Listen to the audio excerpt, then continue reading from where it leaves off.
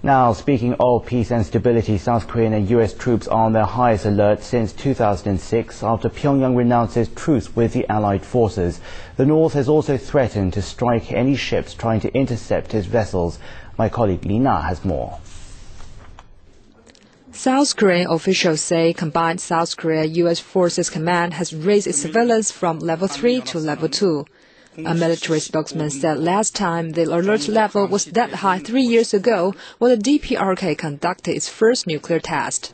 3단계에서 2단계로 격상하였습니다. When the WatchCon stage elevates, we strengthen our system by increasing the number of properties being monitored, the amount of information gathered by air patrols, the number of staff involved in analysis.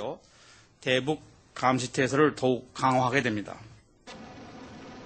The spokesman said in the future, the military would carefully counter rhetorical threats, but would not tolerate provocative behavior.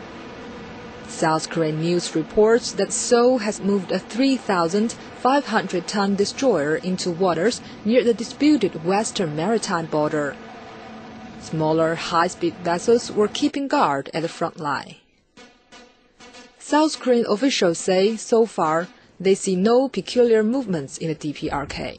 This morning at 9:30 a.m., communication was made through standard procedures. DPRK ships are also operating in the South North Sea and land border area without peculiar movements.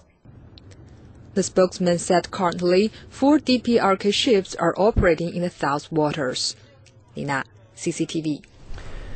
In other developments, South Korea joined the U.S.-led Proliferation Security Initiative after the DPRK carried out its underground nuclear test, but Pyongyang is calling South Korea's decision tantamount to a declaration of war.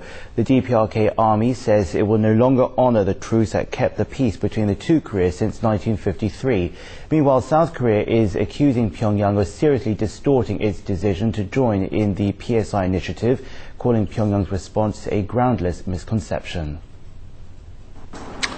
The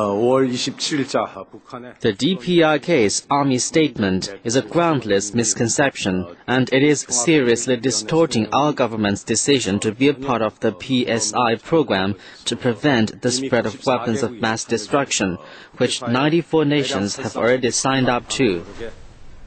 Well, South Korea says that the initiative does not target the DPRK but all vessels in flight. He also stressed that Pyongyang should not use South Korea's participation to threaten the South.